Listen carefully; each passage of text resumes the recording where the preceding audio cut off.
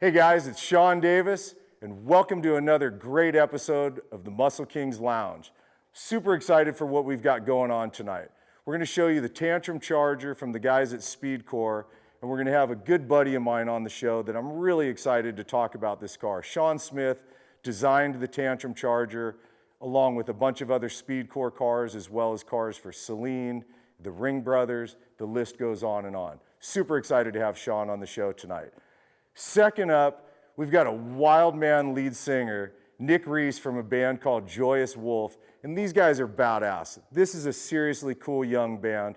Super excited. They're going to be playing at the upcoming show March 31st at the MuscleKingz Car Show and Concert Series in Goodyear, Arizona. You guys do not want to miss this show. Get your tickets now. Register your car now. And our first guest tonight is going to be bringing on his 64 Mercury Comet Gasser. This guy drag races, he builds cars, he's a historian of NHRA. He can tell you everything about drag racing. Super excited to have Dale on the show and to go through the history of drag racing and what got him going on this. So we're going to cut to a clip right now, give you a little sense of what his car's about, and then we're going to sit down and talk. You guys ready to have some fun with us? Let's do it.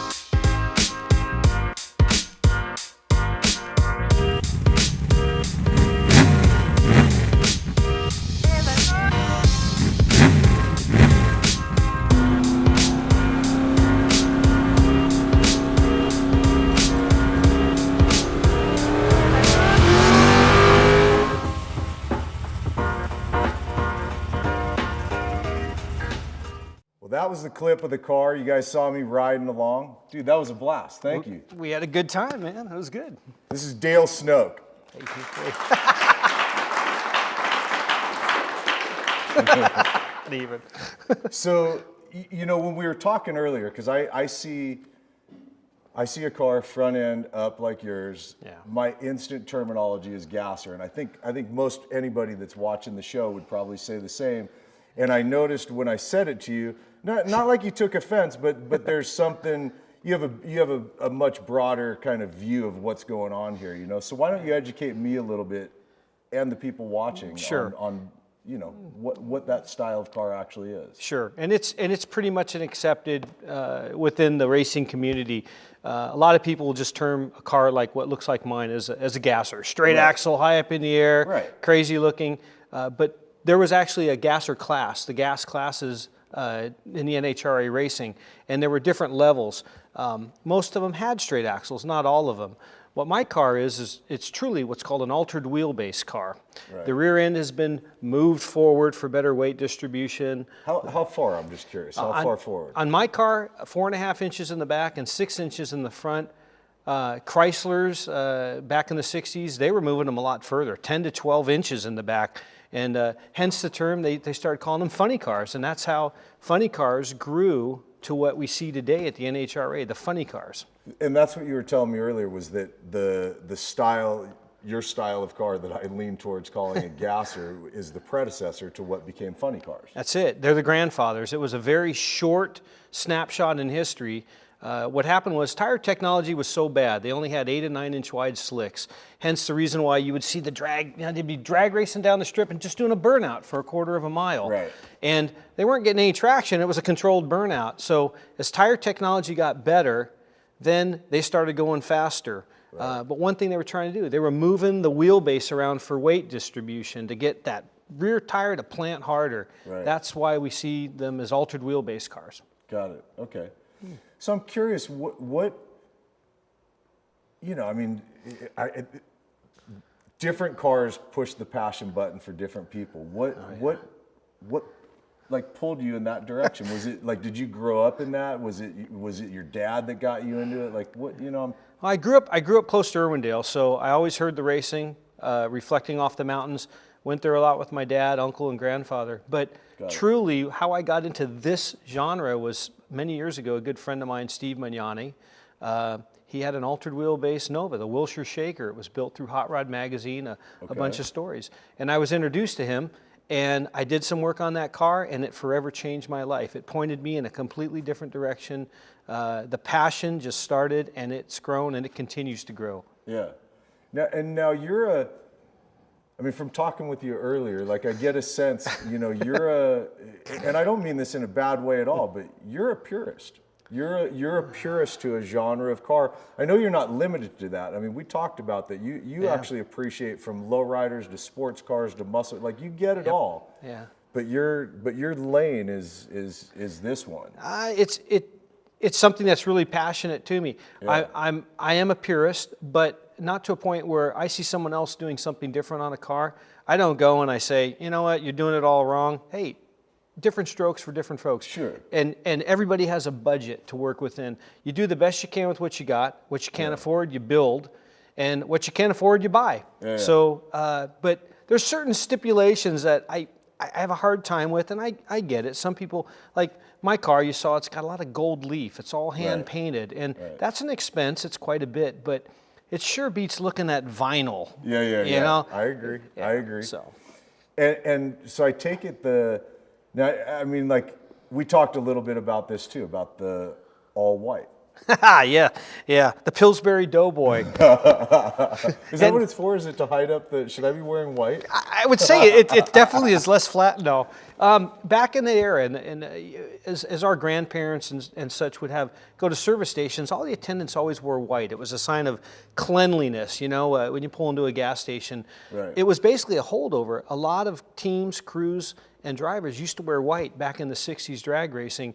And then, obviously, you look at old American Graffiti, those movies, and they're all wearing white. They're having a Krager shirt or Moon Eyes in my case. Yeah. And it's part of that era.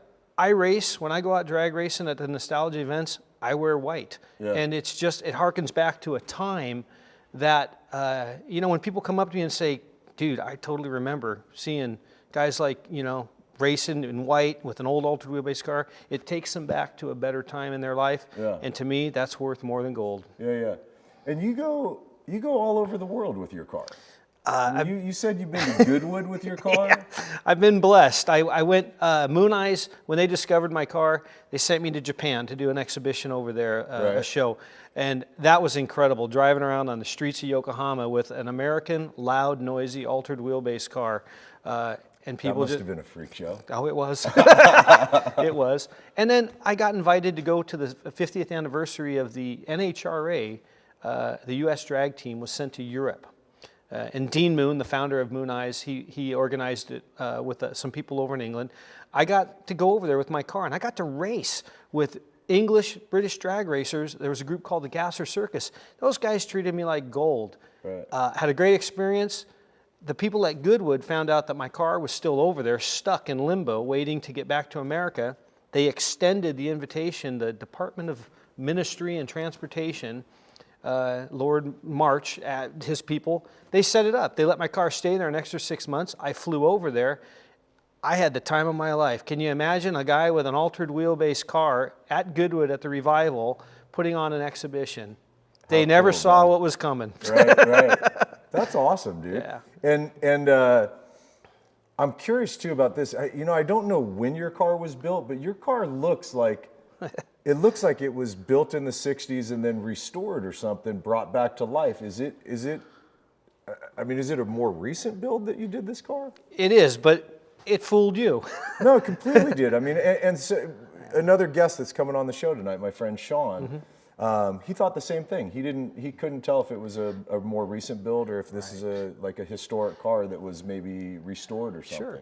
And that's part of the purity, getting back to, not losing sight of what your final vision of the car is. Yeah. Whether you're designing a car like the Tantrum car, never deviate. Always stick to your guns, even though people will say, "Oh, it's going to look." Nah, don't do it that way. Don't ever cave in. Do it the way you want to do, because that car looks so much like a real, authentic car. There's concessions made for safety here and there, but for all intents and purposes, and the icing on the cake is when I have an old timer come up to me and say, "Hey, I remember seeing that car at the '65 Winter Nationals." And how do you say to somebody, that guy, "Well, it's not, but thank you very much for the compliment." You kind of roll with it and you go, "Hey, that's cool. You know, I resurrected," and you make them feel happy about it. Yeah.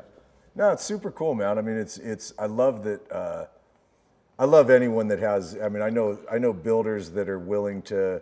If this sponsor steps up, they're willing to deviate. This sponsor, you know, people are willing to deviate, and that's cool. That's one way of going about it. But to stay true to it, to have that level of integrity, that takes something. It does, and like you said, certain people will throw what I would call swag. Certain people want to throw swag at you just to get it on the car because they know the car gets seen by people. And that's where you kind of got to exercise good judgment. You don't really want to dilute what you have going on. And I'm really fortunate that some of the people that have helped me over the years with products and parts share that same vision as I do, as the guys that I roll with. I drive with a really great group of drag racers. They're called American Nostalgia West. They all share that same purity of era correct cars, and it's a good scene. It's a great scene in Southern California. Yeah, well, we're blessed here. I mean, I would argue with anyone that we probably have the best car culture on the planet in Southern California. Where else can you go? Any day of the week, you can go to any car show, cruise night, anywhere in Southern California. Yeah. Yep. No, it's awesome, man. I think we've got it so good. Genuinely. I think we do. So I'm curious, and then I think we're going to probably start to move on to whoever's maybe coming up next with us. But I'm really curious. What do you have? Do you have stuff calendared? Do you have future? Is it something you just go, there's an event coming up in a couple months, I'm going to go to that, or are you calendared out with your car? Do you have, what are your future plans? I guess is the question I'm getting at. Beat that car in the ground and race it hard, and then try to wipe off all the junk that gets on it. I plan on continuing on with it. I still have it. I thought I would sell it years ago. I haven't. It's just, it gets harder and harder to build cars as we get older. I love the fact that a lot of companies still like to do stuff with me. I'm messing around with Holly of all people. They're letting me play with some trick little parts on it. And you know what? We flog the parts. We put them through their paces, and it's fun because we're helping them out, and they sure as heck are helping us out. Yeah. That's awesome, man. Well, I just got to say thanks, dude. I mean, partially for obviously being a guest on the show, bringing your car down, and I'm such an enthusiast that I love to learn new stuff. And like I said, I mean, because I know next time I see a gasser, I'm going to go up to the guy and go, "Dude, I love your altered wheelbase car." And he's probably, he's not going to know what the hell I'm talking about, or B, he's going to actually appreciate it probably. And he'll appreciate you. If he's built that car, he will appreciate the fact that you acknowledge what it is, because compliments always go a long ways. And even if you may not like it, the paint or whatever, you appreciate the fact of how much work he put into it. And also, thank you for allowing me to come down here tonight. I've had a great time. Great people, good talk, having a fun time. Yeah, awesome, dude. Thanks a lot, Dale. Thanks for having me, man. Thanks for having me. Cool. So next up, you guys, this is going to be a blast. I'm really looking forward to sitting down and talking with Nick. We're going to show you a clip right now of Nick Reese and his band Joyous Wolf. They're going to be playing at the MuscleKingz Car Show and Concert Series in Goodyear, Arizona, coming up March 31st. Check it out.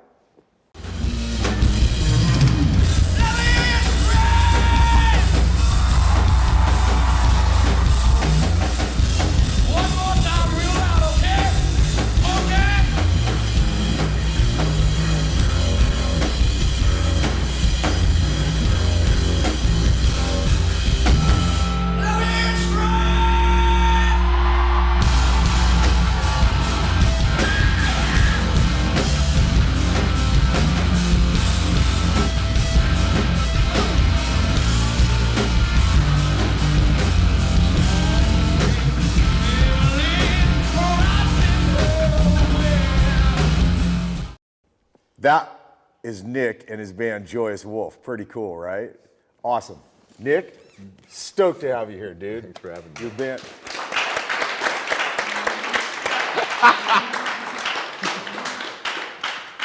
It's funny, you know. Last time we were here, when I met you, you know, you're a pretty mild-mannered guy, man. And then I obviously I didn't want to look like a total moron and not know what your band sounded like. So I look up some clips of your band, and you're all over the friggin' place.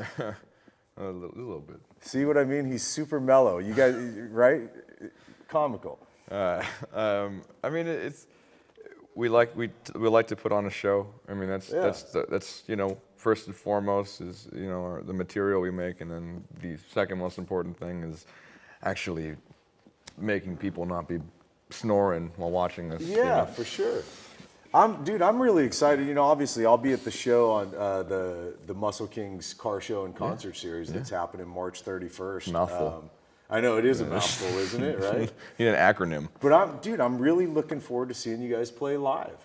So I'm curious, how long you guys been as a band? How long you guys been working together? It'll be 3 years in May. It'll be 3 years in May, and we started around 2014, the end of it, and this is like getting together and playing. And I'm curious, what would you? Yeah, I used to be a musician, right? So, and I always found it odd when people would say, "Who do you sound like?" or "What's your style?" or this or that. Yeah. But so I'm going to be the guy that asks you that question because I have my opinions about what I've heard, but I've heard a real limited amount of your band. Yeah. What would you like for somebody that's? Yeah, I'll check your band out. What would I expect? How would you describe what you guys are? I think we're a mix of a lot of things, but I think we sit in the world of probably, I mean, bands that we like. I'm not saying we're like in the same league of this or anything. I can't say anything like that. But like it's like Soundgarden and sort of like a little bit of the Doors and a bit of you know, Led Zeppelin and Cream and style blues oriented rock music. And I think a lot of Black Sabbath, you know, and especially now. Yeah. Like that's. Which is interesting to hear you. I mean, I don't know how old you are. I know you're a young guy, but I mean, to hear you mentioning these bands that are bands that I grew up on. Yeah, you know what I mean? You know, like there's.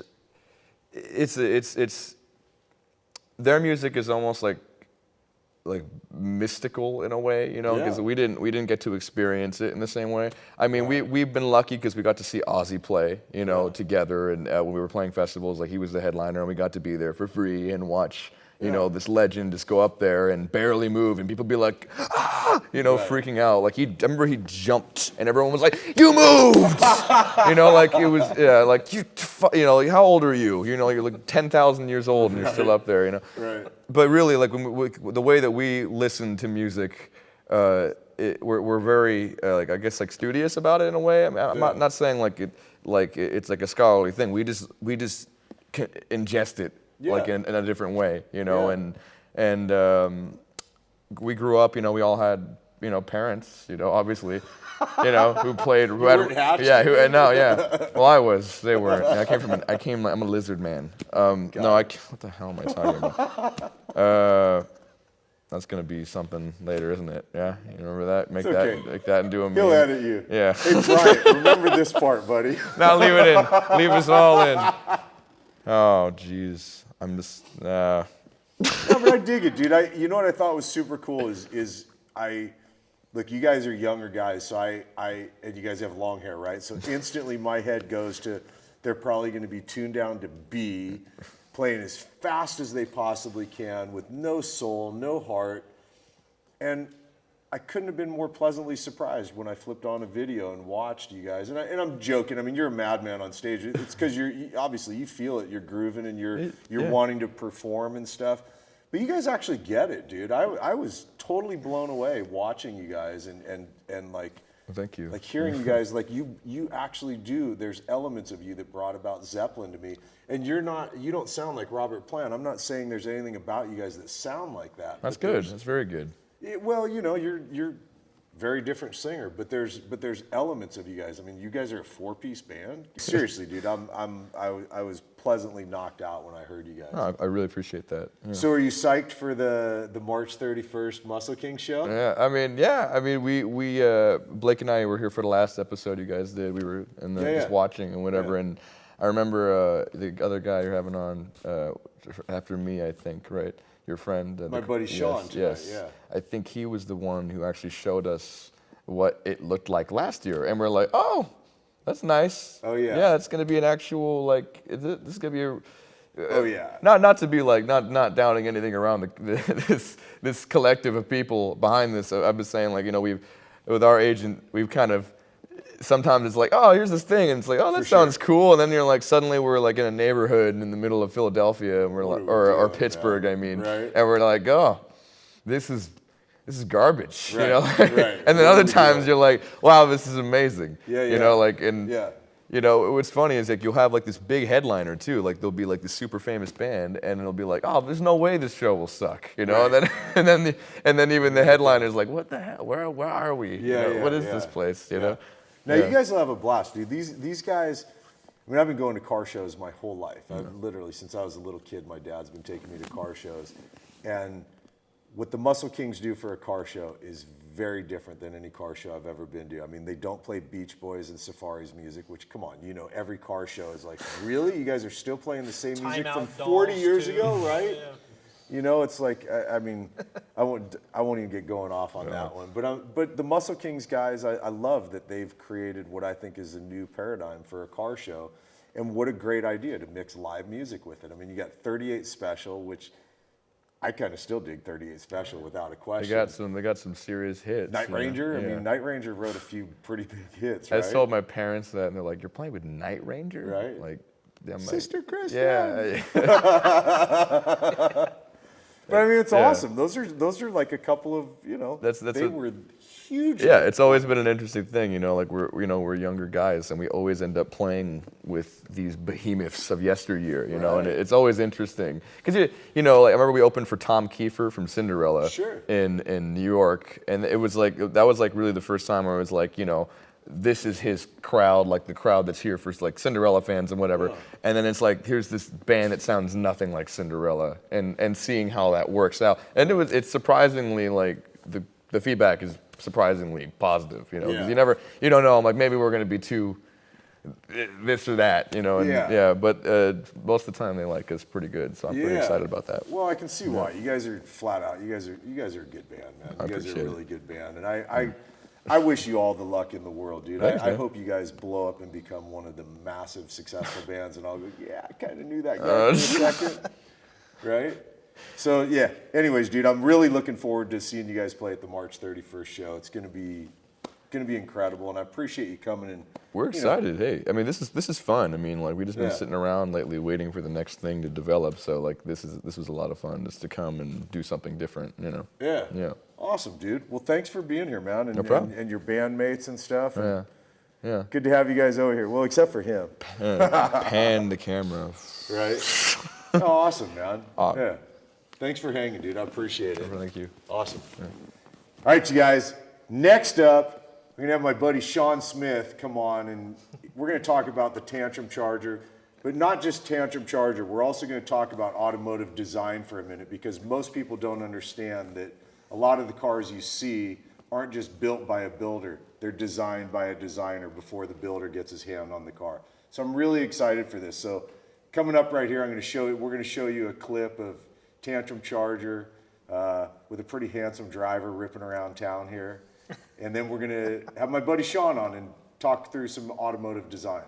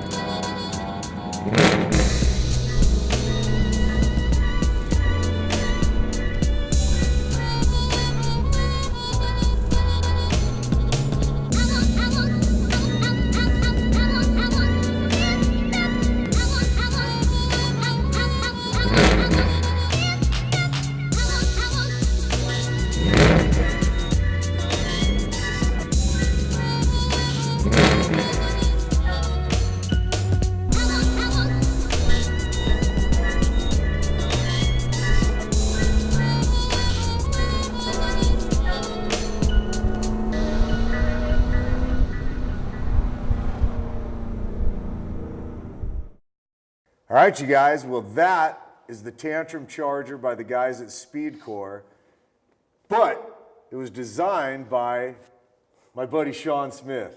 What's up, dude? What's up, man? Thank you.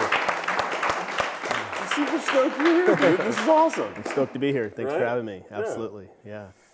So something you guys might not know is that typically, you know, a lot of cars that get built, they're designed first. But a lot Correct. of times you guys don't actually get the credit for it, do you? Hopefully we do, but not always. Yeah. Not always. But Yeah. a lot of big projects, a lot of the bigger things you see at SEMA and a lot of the bigger shows, a lot of the higher end cars and especially the parts behind them. Yeah, there's an engineering and design team behind those. There's absolutely a R&D process. Right. So, Yeah. So, and I'm going to ask you questions like as if I don't know any of this stuff, dude. I mean, obviously, Shawn's one of my best buddies in the world. But I think it's really fascinating what you do. So I'd love to like kind of do the quick background. I mean, you've been drawing forever. Yeah, I've been drawing probably since I think my mom said I was 3 or 4. Right. Like recognizable vehicle. She was like, "Oh, that's a car." Right. And then it went on the fridge. Yeah. So, yeah. Knowing your mom and dad, of course it did. Correct. Yeah. Yeah. And then at a certain point, I mean, I know you and your mom and dad all kind of were in agreement on this that it was time for you to really go for it. So what'd you do? You get out of high school and then? Actually, I started freelancing well, let's back up. Always drawn, growing up, all that. Right. Dad's a mechanic, owns his own shop, and he always built muscle cars, so I always grew up in that scene. My mom was a creative, and she was somewhat of an artist, so I guess I decided to blend those two occupations together to become a car designer. But I started freelancing and doing my own thing and hustling when I was in high school, and I started doing renderings for magazines and trucking magazines, and actually a lot of people that are work with MuscleKingz, I know them through that sector. Right. But then I got out of high school and I found out about Art Center College of Design and that you could major in automotive design. Right. And some of the biggest car designers, Chip Foose and Henrik Fisker and a lot of the heads of Ferrari, they all graduated there. So that seemed like a win-win situation. So that's where I went after high school. Right. Yeah. And then, you finished design school, and then how'd you end up in the world of custom cars? Because I know for a while you were working at an OEM. Right. Graduated from Art Center in 2004 and went to go work for Honda. Right. And realized you can't make enough money to actually own that Honda. And that money was kind of a motivating Plus, no factor. knock. I mean, you're designing for Honda. No, it's great. There was a lot of great experience. I was there a couple years. There's a lot of great people you work with. I recommend it for anybody. But with my upbringing, my friends, and what I was doing and where I'm from, it just made sense to kind of go into the custom car sector and the specialty vehicle area. Yeah.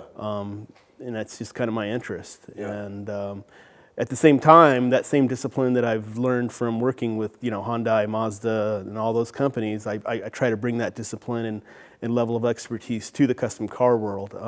Just because it's aftermarket, it doesn't mean it has to be an afterthought. So that's kind of my thing. It's got to be the highest level. So, now like when you go to SEMA, you see a lot of design directors for OEM companies that are really inspired by what we're doing with custom cars. And for me, that's pretty killer. Yeah. Right. Yeah.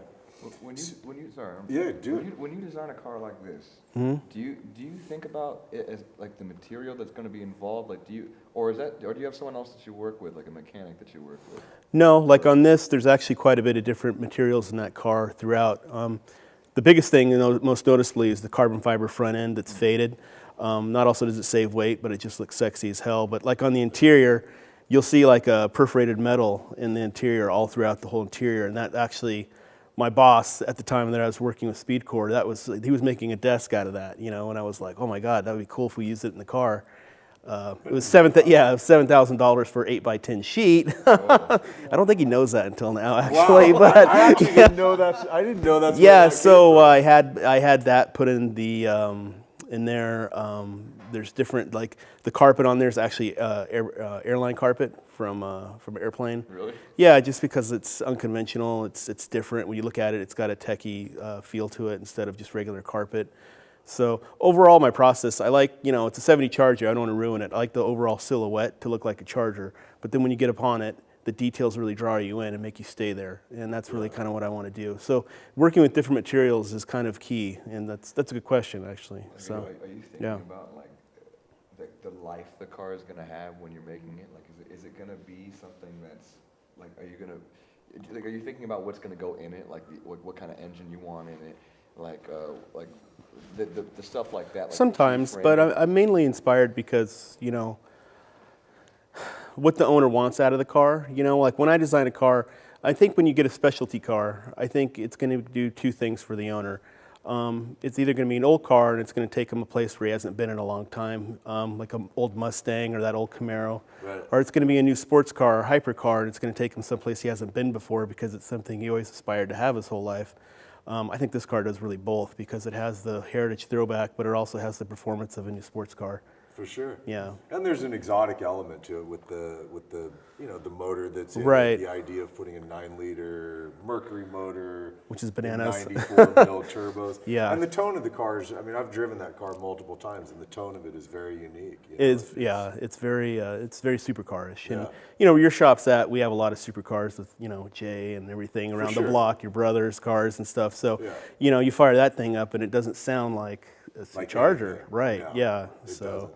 So you know, while we're talking design, I want to, because I think anybody watching would appreciate, you know, it's like, this isn't the only car you've ever designed. I mean, why don't you tell some of the people some of the cars you've designed that maybe we can show clips of as well, that are cars that people go, oh my God, I know that car, I know that car, I know that car.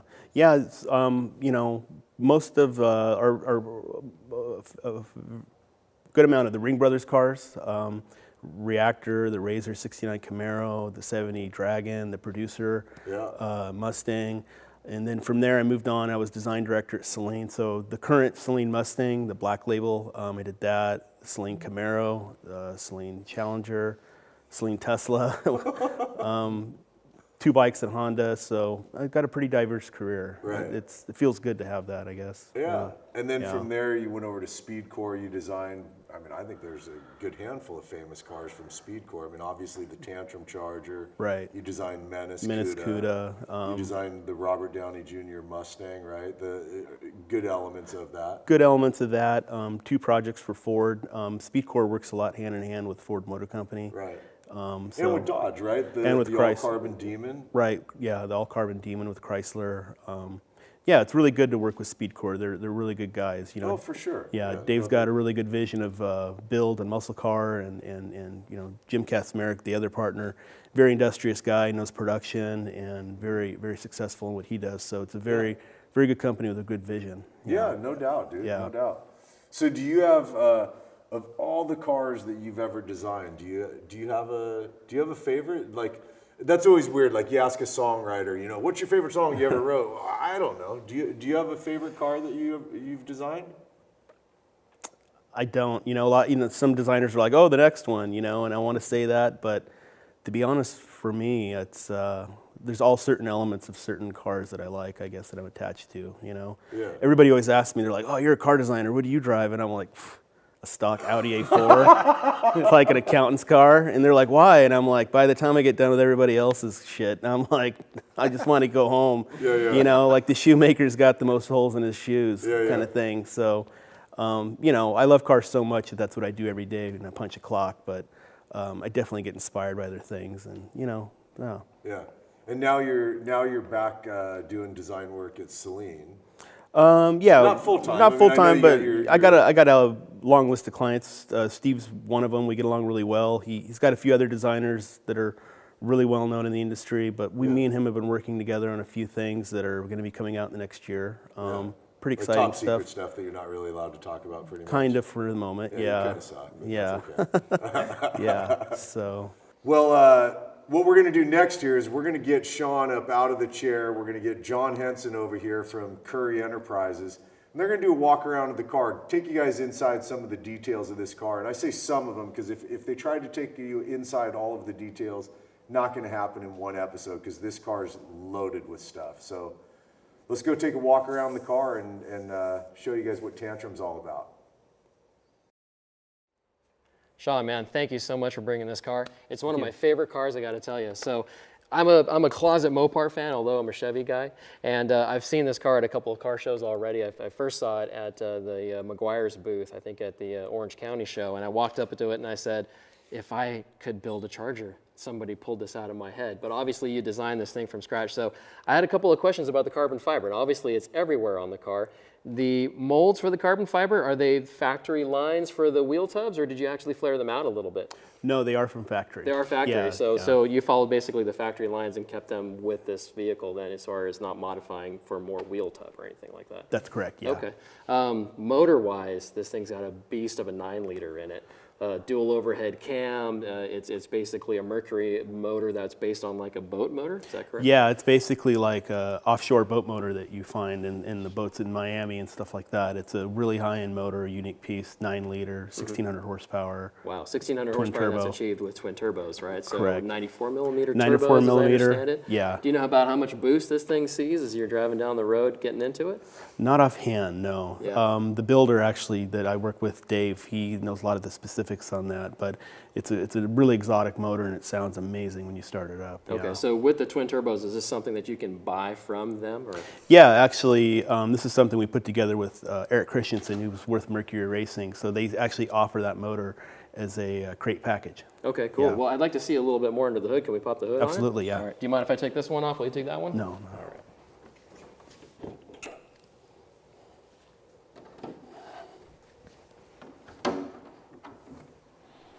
That's got no weight to it, by the way. Yeah.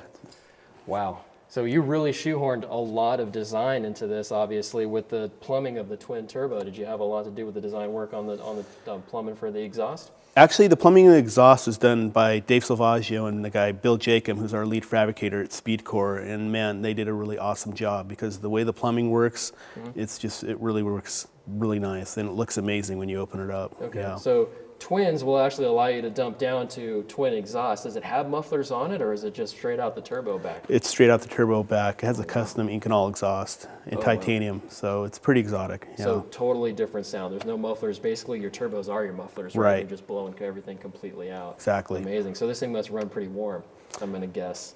It can. It can, yeah. Well, you've got a huge radiator up front. Everything is super well organized in here. Did you have a lot of design work when it came into the inner fenders and to the firewall as well? Or? Yeah, the inner fender panels, we sketched that out, and I worked with Bill Jacob on that. And we laser cut these mounting pieces, and he fabbed this all and bead rolled it to make it look a little bit more progressive. So there is a little bit more aesthetic in this than normal, but yeah. Yeah, with all the muscle that went into this, there's a lot of design work with having a designer actually lay everything out for you. You can definitely see the benefit in how neat everything fits in here. Correct. 1,600 horsepower, 1,600 horsepower, but it doesn't have to look like it's anything raw. This is very elegant and it's very well designed. So great job on it, man. The grille on this, I know obviously isn't stock 70 Charger. Was this something that was fully machine custom, I'm guessing then? Yeah, we had to do a custom grill. The vacuum mechanisms on the stock grill that, on the stock Charger, we couldn't fit those because of the plumbing in the back of the turbos. So we had to come up with our own grill. So we used that opportunity to kind of design something. This was milled off of a block of 72-inch, T6 aluminum. I drew the thing up, and then we had one of our CAD modelers at Speedcore, one of our engineering team. They actually wrote the program and modeled it in SolidWorks. Wow. So it's a pretty unique piece. It took like 3 or 4 days on the mill, so Okay. it really is kind of the centerpiece of the car. Well, it came out beautiful, man. Excellent job. So suspension-wise, chassis-wise, I think you worked with Roadster Shop and then heavily modified a little bit the way that the frame came from Correct. Roadster Shop to achieve this stance and the way that it sits. Is that right? So is it coilovered, or what did you end up doing? Yeah, Penske, yeah. Penske coilovers. Right. So wow. Okay. So you can adjust ride height, set the car down exactly to fit over these really nice HAR wheels, right? So Yeah. HRE wheels are 3-piece billet aluminum wheels, and they're fully custom built, right? So Right. the design on this was perfect. Was this something that you worked with on the design on the wheel, or? Not on this particular wheel. We've been working with the HRE exclusively on everything we do, so we do some one-off wheels with them. This wheel right here was something that they already made, but the offset and the fitment is definitely custom. Specific to Right. this particular vehicle, which Correct. is the benefit to any custom 3-piece wheel, right? You've got 3 pieces to the wheel, an outer rim shell, a center section, and a back rim shell, and you can adjust offsets by bolting the thing together, so you can really get the fitment for the vehicle that you're really going after, which is amazing on something like this. So I really want to get into the interior. Let's go ahead and take a quick look here.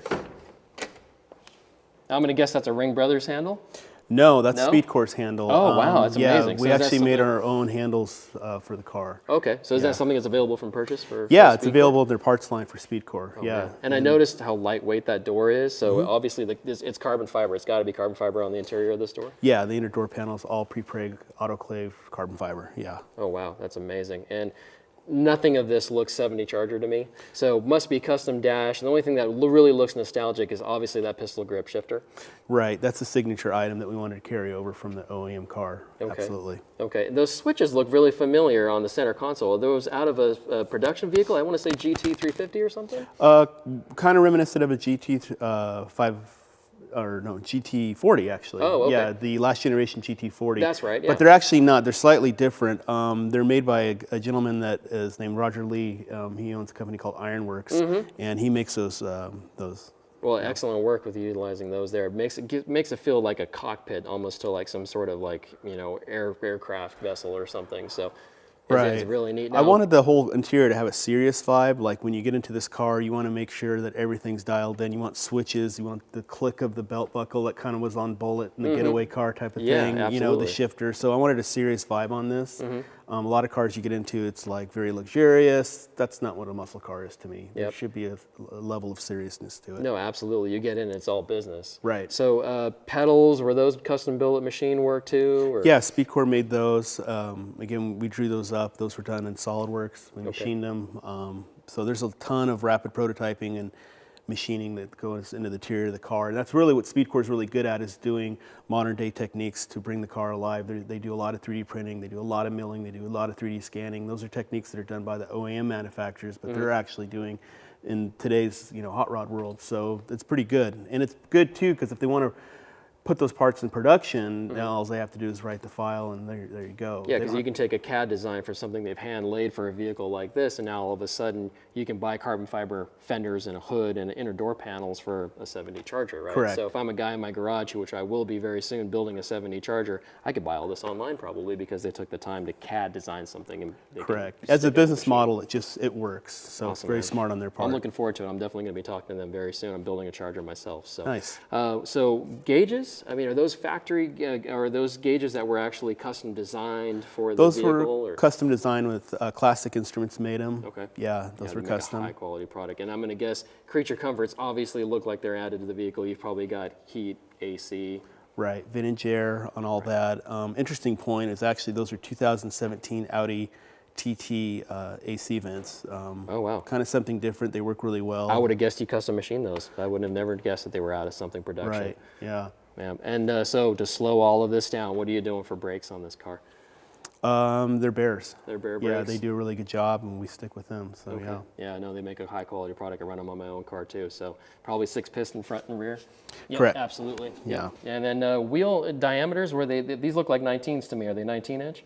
I believe they're 20s and 19s. Okay, so 20s on the back, 19 inch on the front. And Right. really what I love about these is that they're actually a step lip design, which is kind of coming back into style. A lot of guys, so what that is that step in the outer lip kind of gives it that old school feel, and I really dig that you guys ran that on this. That finish is amazing too. That's got to be like a brushed finish with some sort of like smoke powder coat or something? Yeah, it's a satin nickel and then a polished nickel on the outer loop. Amazing. How much of this car is actually carbon fiber? I mean, you can see Everything- it in the paint fade, but Everything from the firewall forward.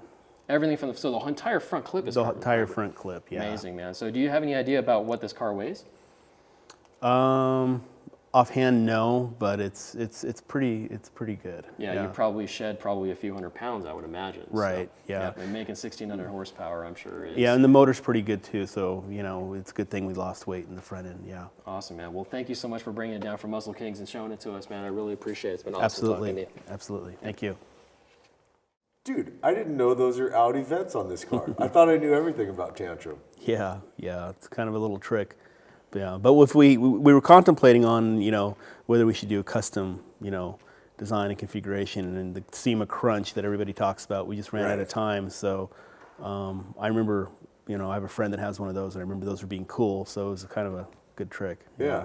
No, those look great on there, and it's fun watching you, you know, walk through this with John. I mean, I know you're the one that designed it, but it's kind of fun to listen to you talk to somebody else about it, and knowing that, you know, I mean, I know ultimately these start off with you and a piece of paper sketching away, and then.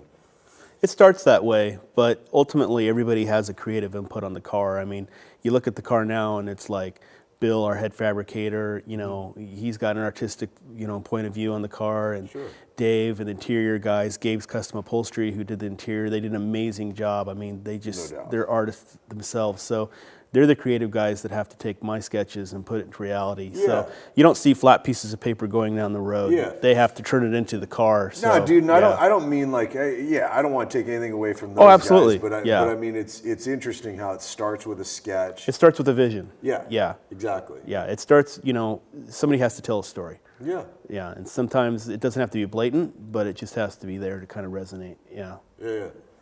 So I'm curious, are you going to come out with us March 31st for the MuscleKingz show in Arizona? Yeah, I just might actually. It sounds like a pretty exciting event. Yeah. We were out there, you know, Chris and we took Vicious. We met up with the MuscleKingz guys, Ken and you know, a few of the other guys, the Attain Media guys, to go kind of do a little promo and you know, go out to some shows and stuff. Right You on. definitely want to be there, dude. Yeah, it sounds like a good time. Yeah. They have killer car culture in Arizona. Oh, absolutely. I mean, Absolutely. I was like pleasantly surprised to see it's you know, it's as, I don't know, I'm a Southern California guy, so I'm not gonna say it's as strong, but I mean it's impressive. It was Right. really impressive. Right. You know.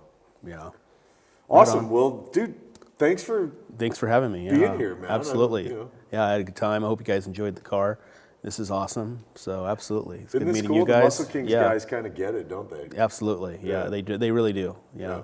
So it's awesome.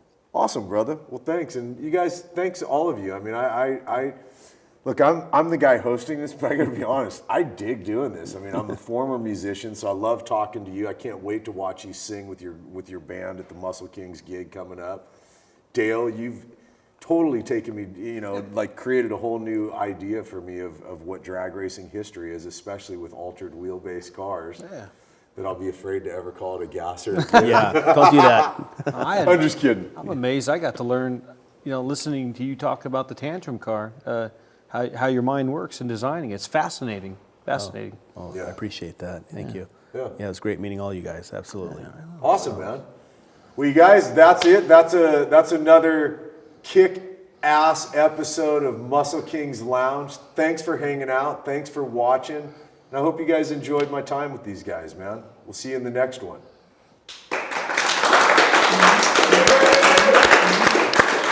Cool. Sisters, brothers, motherfuckers, they try to take all